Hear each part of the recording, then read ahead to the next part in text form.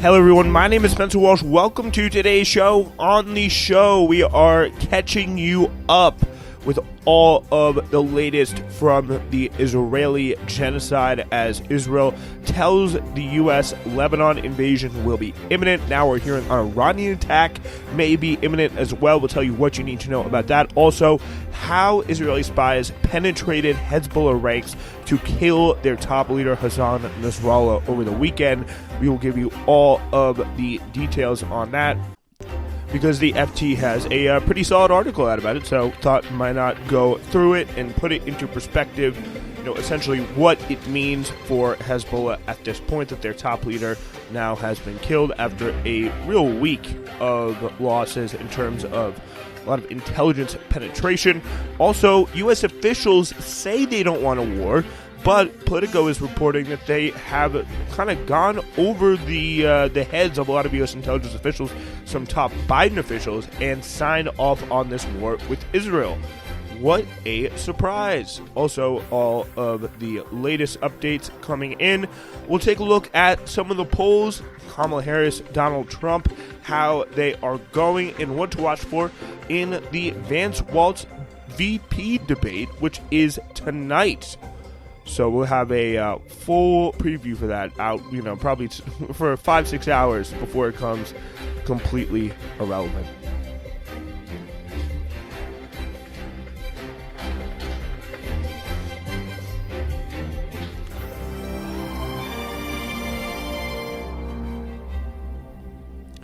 All right, so a big day, so much here on Newsflash here, as the Gaza branch of the Palestinian Health Ministry said the death toll of, again, when we hear this 41,000 death toll, this is only the people that they have been able to confirm were killed with, whether it be a gunshot wound or a bomb explosion. This has nothing to do with, dying of starvation, nothing to do with all those mass graves that have just not been accounted for, and the fact that Israel is, it's almost a bi-weekly occurrence now. They're bringing back trucks filled with unidentifiable bodies. That's not being factored into the death toll whatsoever. Lebanese Ministry of Health says 1,640 Lebanese people have been killed. Meanwhile, Hezbollah Deputy Secretary General Naim Qassam delivered a televised speech on Monday, stating that Hezbollah will continue to fight according to its battle plans, despite the assassination of Hassan Nasrallah, using 80 bunker buster bombs. So I think the big thing, my big takeaway with Nasrallah was, and the legacy of Hassan Nasrallah could be discussed in an entirely different podcast hour. But I think the big thing, in accordance to NBC News, the reason why they killed him is because he refused to. And it's been clear from the start that Israel wanted to have this regional war. They wanted to go in. They wanted to spread their influence in Lebanon, and they wanted to, again, use the U.S., use that big power that, as they knew were going to come in behind them, as we'll get to, they wanted to come in and they wanted to eliminate Hezbollah from contention. We are fighting according to our battle plans and in accordance with our estimation of what the battlefield requires. Qassam said that Hezbollah is using the bare minimum of its fighting capabilities and rocket arsenal design claims that the movement's middle and long-range missile capacity has been significantly degraded. Well, we will see, who's right. Both have pretty strong incentives there to lie. Later in the day, Washington Post reported that the U.S. had been informed that by Israel that a limited ground operation could take place imminently in southern Lebanon, but Hezbollah so far has said that has not happened, as we are continuing to take a look at that. And possible Iranian attack was also in the works. There was also a strike yesterday in Beirut, the Kola area, which killed 3 leading members of the Lebanese branch of the Popular Front for the Liberation of Palestine. Essentially, I think this was pretty interesting how they described it. They're essentially testing the waters, testing how far they could go after this, going deeper into Beirut. They killed, to kill Nasrallah, they killed 300, they killed roughly 300 people in an apartment block complex of 6 apartments and 85 2,000-pound bombs to essentially turn that area into a big crater to go after this guy. And again, the only reason they went after him is because he refused to separate the war in Gaza from making, a separate ceasefire with Israel to kind of quiet up the northern front, as we said on the last show, that they wanted. It was clear he was not going to accept that. So he was killed, and that's the bottom line with Nasrallah and what's happened in the last few weeks. It's been, or especially over the last weekend since we had our last show, is that Israel has refused systematically to come in for the ceasefire. They said after the Nasrallah killing, the score is settled. Well, it certainly doesn't seem that it's been settled right now with 4 or 5 more reserve units on the northern border called up and ready to go. But it also represents that both the Israel and their benefactors here, the U.S., are fundamentally uninterested in a ceasefire, and they're going every single step they take. They're going out of their way to avoid that. Like they just can't do anything in terms of a ceasefire deal. They've been offered so many times a ceasefire deal for a lack of attack. Iran didn't respond for the Hania killing because they thought a ceasefire could be in the works.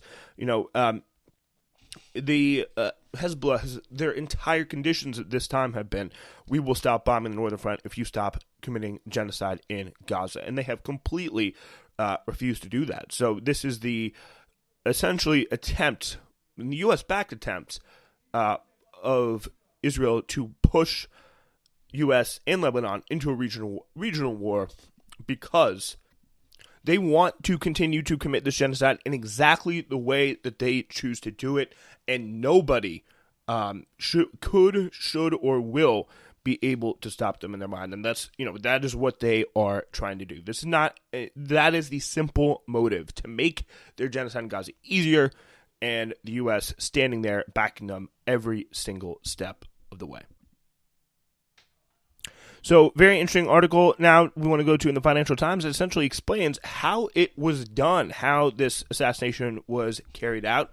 In its 2006 war with Hezbollah, Israel tried to kill Hassan Nasrallah 3 times. One airstrike missed. The leader of Hezbollah had earlier left the spot. The others failed to penetrate the concrete reinforcements of his underground bunker, according to 2 people familiar with the attempted assassinations. On Friday night, the Israeli military fixed those mistakes. It tracked Nasrallah to a bunker built deep below an apartment complex in South Beirut, and dropped as many as 80 bombs to make sure he was killed, according to Israeli media. We will reach everyone everywhere, bragged the pilot of the F-15I, warplane that the Israeli army said dropped the lethal payload, destroying at least 4 residential buildings, killing 300 people, which, by the way, is no way an acceptable way to kill, even if it's your biggest baddie. Look at how we handled Osama bin Laden in another country. If you went to the, Christian elements of the Lebanese government, as you have done in the past, if you're Israel, and said that we're going to go in here, we're going to do a special forces operation to carry out assassination of this guy, it could have been a much more humane.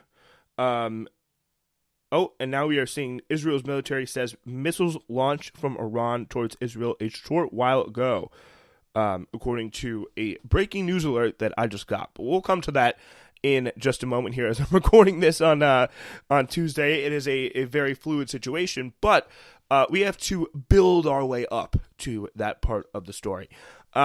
With the confident swagger of the Israeli military and security establishment, which in the past few weeks has delivered a steady drumbeat of devastating blows to one of its biggest regional rivals, lies an uncomfortable truth. In the 4 decades of battling Hezbollah, only recently has Israel truly turned the tide. What has changed, said current and former officials, is the depth and quality of intelligence that Israel was able to learn in the past 2 months, starting with the July 30th assassination of Fuad Shukr, Nasrallah's right-hand man, as he visited a friend not far from Friday's bombing site. These officials described a large-scale reorientation of Israel's intelligence-gathering efforts on Hezbollah after the surprising failure of its far more powerful military to deliver a knockout blow against a militant group in 2006 or even eliminate its senior leadership, including Nasrallah.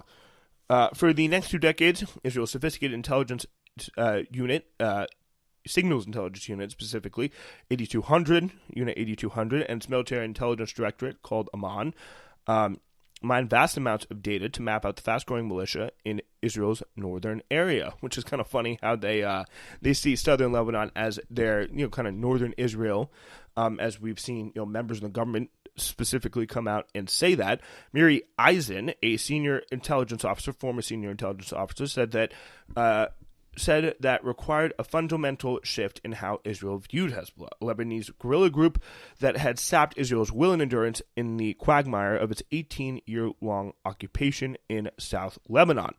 For Israel, that ended in 2000 in an ignominious retreat, accompanied by a significant loss of intelligence gathering. Instead, Eisen said, Israeli intelligence widened its aperture to view the entirety of Hezbollah, looking beyond its military wing to its political ambitions and growing connections with the Iranian Revolutionary Guard and Israel's relationship with Syrian President Bashar al-Assad. You have to define, in that sense, exactly what you're looking for, she said. It's the biggest challenge, and if done well, it allows you to look at this in all its complexity, to look at the whole picture. Israeli intelligence for nearly a decade has referred to Hezbollah as a terror army rather than a terrorist group, like Osama bin Laden in a cave. She said it was a conceptual shift that forced Israel to study Hezbollah as closely and broadly as it has the Syrian army, for instance. And essentially, we can't really go through this article, but it's a very, very interesting but long article. And essentially, it shows that in the after Hezbollah was called in to help another Iranian ally, which is Bashar al-Assad, put down his rebellion in Syria, they were pretty successful, but they had to let a lot of people into their group. They had to expand quite significantly, and their success brought a lot of more people in. And they're like, hey, look, we're killing all these people. We're really stopping, the Free Syrian Army. We're breaking the back of the Free Syrian Army for Bashar al-Assad. We're being pretty successful about this. So we'll let some more people in. We're going to be a little bit more lax on the discipline when they used to be really quite purists. And they almost had, there was parts in the 90s where they were just blowing up, Shin Bet headquarters in southern Lebanon in Tyre and all that stuff. And they were getting a really good sense of, what was happening. But they essentially had the roles reversed, where Israel was humbled a little bit by the 2000 and the 2006 situation. But then in around 2010 to 2012, that's when you really start to see the beginning kind of penetration of the Israeli army. They did it in, this article says they did it in several ways. They picked up on other, namely Syrian intelligence and Russian intelligence. They're able to infiltrate through that way the communication that Hezbollah and the information that Hezbollah was sending to them. They got more information from the just increased publicity, and the fact there are more members in Hezbollah. They got more information about those members, and found people who they were able to eventually flip, and just the exposure and growth in size made the internal control structures a lot weaker. So Israel was able to kind of penetrate on a low level but really broad scale. Once a Hezbollah identity, this is the kind of hacking situation Israel has. Once a Hezbollah operative is identified, his daily patterns of movements are fed into a vast database of information, siphoned off his devices that could include his wife's cell phone, his smart car's odometer, or his location. This can be identified from sources as disparate as a drone flying overhead, from a hacked CCTV camera feed that he happens to pass by, or even his voice captured on the microphone of a modern TV's remote control, according to several Israeli officials. So, wow. This is a full NSA level penetration on Hezbollah within Lebanon. So that definitely makes it a lot easier. Any break from the routine becomes an alert from Israeli intelligence officials to step through, a technique that allowed Israel to identify mid-level commanders of the anti-tank squads of 2 or 3 fighters that have harassed IDF troops from across the border. At one point, Israel monitored the schedules of individual commanders to see if they had been suddenly recalled in anticipation of an attack, one of the officials said. But each one of these processes required time and patience to develop. Over the years, Israel intelligence was able to populate such a vast target bank. In the first 3 days of its air campaign, its warplanes tried to take out at least 3,000 suspected Hezbollah targets, according to the IDF's public statements. Israel had a lot of capabilities, a lot of intelligence stored waiting to be used, a former official said. We could have these capabilities way longer ago during this war, but we didn't. So that's a little bit of an insight there into how they were able to do this in terms of intelligence, and very, very interesting stuff. Definitely recommend checking out the full article if you are somehow have a very expensive Financial Times subscription. We talked about our breaking news, but we still have one more little bit of information to get to before we get to some of the breaking news about this Iranian impending attack that we just heard about a little bit earlier. So this is interesting here. So this is in Politico, senior White House figures privately have told Israel that the U.S. would support its decision to ramp up military pressure against Hezbollah, even as Biden administration has publicly urged the Israeli government in recent weeks to curtail their strikes, according to American and Israeli officials. Presidential advisor Amos Hochstein, who is a former Israeli soldier, and Brett McGurk, who is from the George W. Bush White House period, was the White House coordinator for the Middle East, told top Israeli officials in recent weeks the U.S. agreed with Israeli Prime Minister Benjamin Netanyahu's broad strategy to shift the Israeli military focus to the north against Hezbollah in order to convince the group to engage in diplomatic talks to end the conflict, officials told Politico. Not everyone in the administration was on board with the Israel shift, despite support inside the White House. The official said the decision to focus Hezbollah sparked division within the U.S. government, drawing opposition from people inside the Pentagon, State Department, and intelligence communities who believe that Israel's move against the Iranian-backed militia could drag American forces into yet another Mid-East conflict. OMG. It looks like the intelligence officials have two eyes and ears to work together with, and they were able to figure out something that seemed pretty obvious to a lot of people, even like me, who is sitting right now in my room, just reading this out to you and analyzing the situation. Like, it is clear. It's like U.S. helps Israel on everything. Israel has a big baddie up north they want to take care of.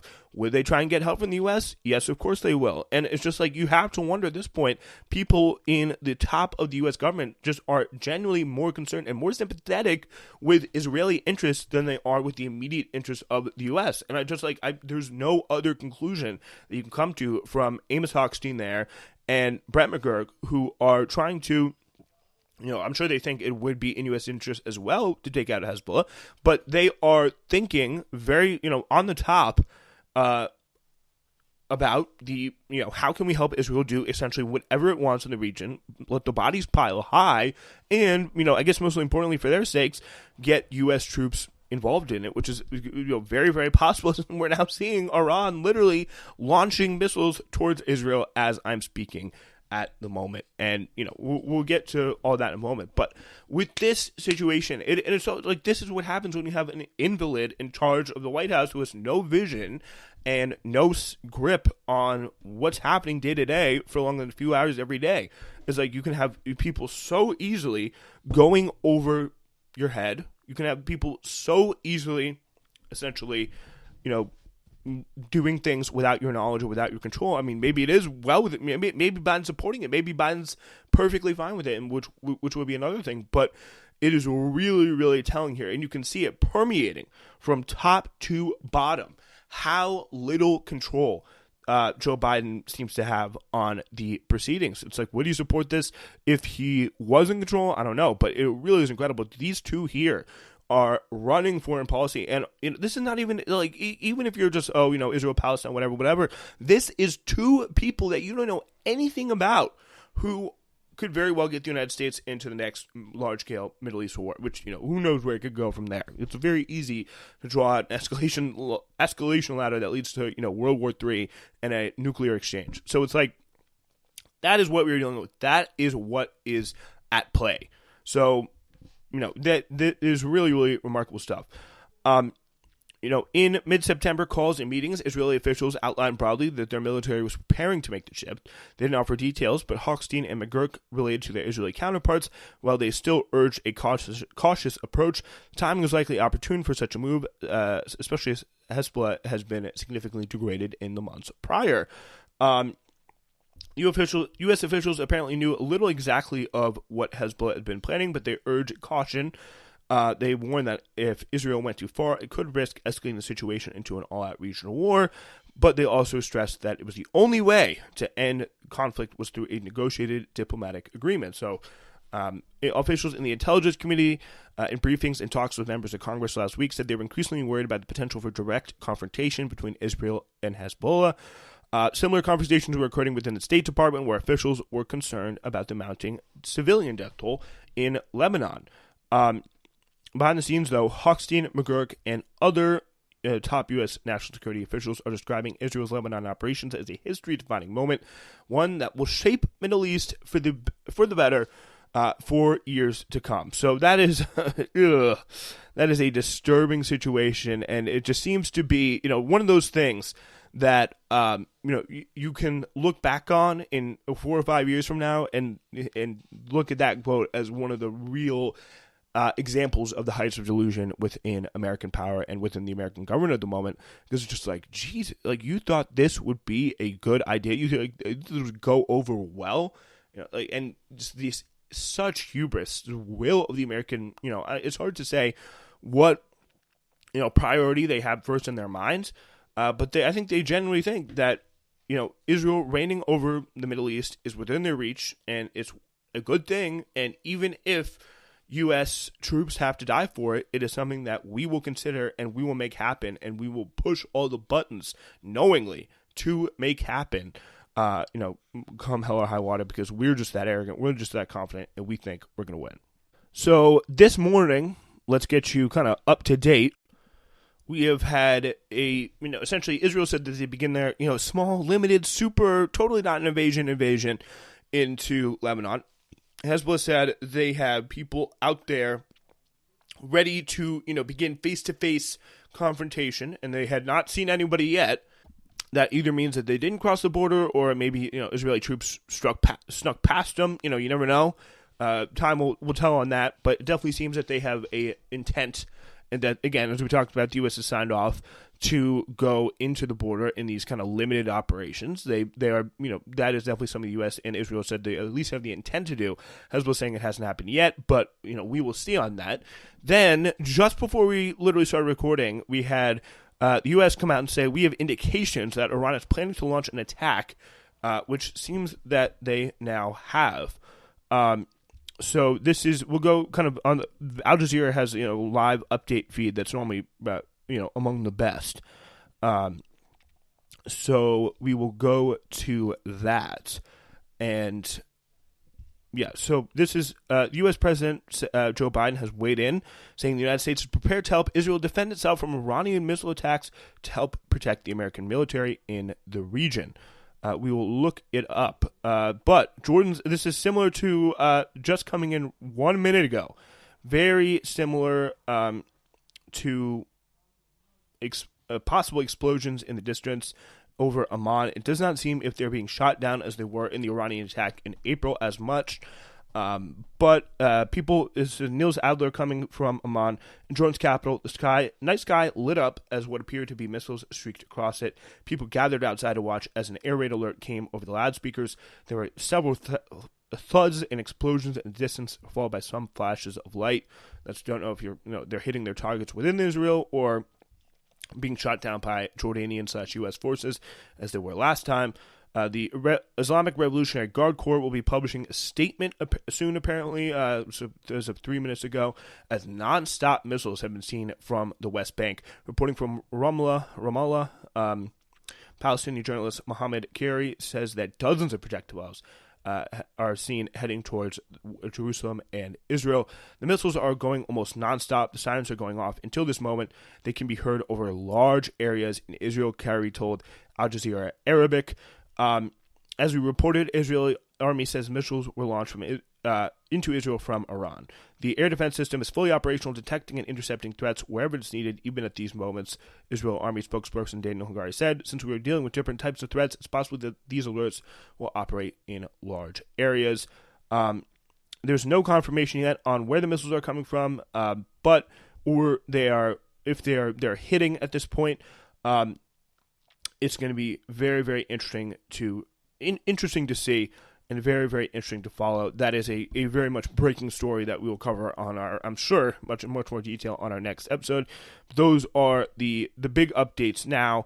Tel Aviv resident said sirens are still being heard. We're not far off from the Ministry of Defense, said this Tel Aviv resident, in the Israeli military headquarters, and we've still been hearing sirens from Tel Aviv. We're not really safe as long as this war is still on. There have been clear instructions to stay in our safe rooms and bomb shelters, whoever has them in their houses. All right, let's move forward. It is time for some poll watching, we have a pretty interesting race coming as Kamala Harris seemed to be expanding her lead to about 4 points nationally in the New York Times polling averages. But if you dip under the hood and you go to the swing states, it could not be much closer. In North Carolina, Kamala is surging, but Trump is also surging as well. Is up 49-48 over Harris at this point in one of the surprisingly better states for Harris at the moment. Again, I just don't understand. Well, right now, North Carolina and Georgia are essentially around the same Trump plus one, but I just don't understand how they could be so different in terms of passive. Harris doing stronger in North Carolina. I don't know, maybe some more Democratic friendly, research triangle voters there, but if so, why didn't they turn out, the last time around for Biden? But if you're talking about black middle class, people that are going to be excited for Harris and probably feel the most represented by him, Georgia, Atlanta area can't do much better than that. In terms of the Rust Belt states, Pennsylvania, Harris is up 1 as she has fallen a little bit there. Trump closing the gap in these latest polls. Michigan is in Michigan, Harris is up by just under 2 points. Wisconsin, she's up by 2. So definitely a tight situation there. Not exactly at all where she would feel comfortable in the Rust Belt. It's going to be really, really tight there as you get a sense there's still a lot of, kind of undecided, or in terms of coalitions, still not entirely clearly set at this point. In Georgia, we already talked about Georgia, my apologies. But Nevada and Arizona, Harris is barely holding on by 1, although she's ticked up in the average a little bit. And in Arizona, Trump is up by 2, even though Carrie Lake there, the Senate candidate, is really shitting the bed. All right, so that's kind of, your polling whip around real quick. But I do want to go to, we'll keep this going here till the VP debate is going to be tonight.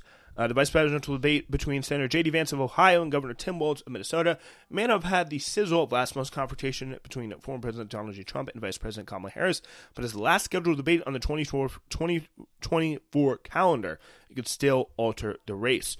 For both campaigns, the debate is largely a proxy fight for who can better define and defend the visions of candidates at the top of the ticket and point out inconsistencies.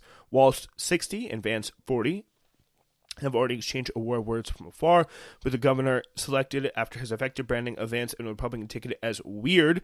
Both veterans, after Vance questioned Walz's military service, you can expect that to probably come up again.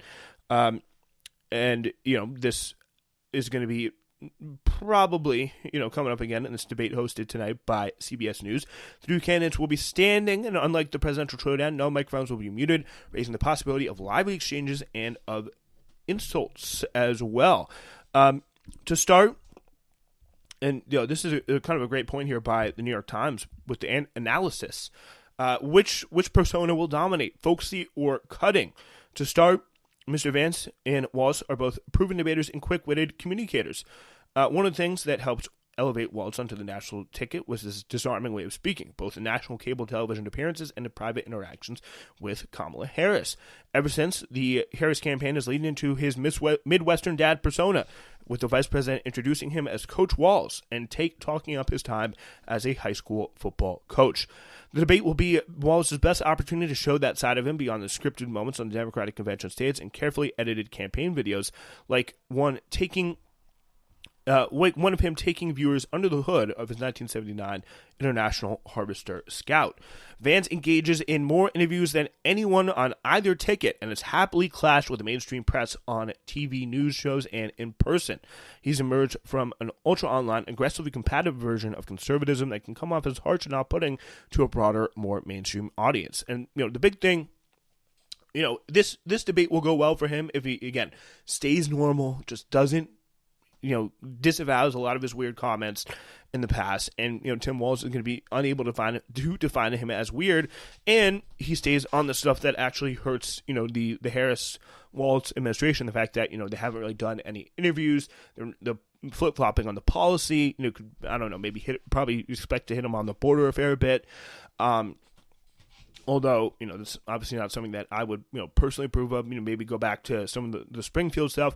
But, for Walz, I think he is in a much better position at this point, because he just comes off as so much more human. And while there are some vulnerabilities in his side, there definitely are, for sure. He definitely has so much more to work with when it comes to the canvas of all the weirdness of J.D. Vance. I think he will really succeed here if he's able to point this kind of closing message, because it is the last scheduled debate on the calendar, which is kind of crazy.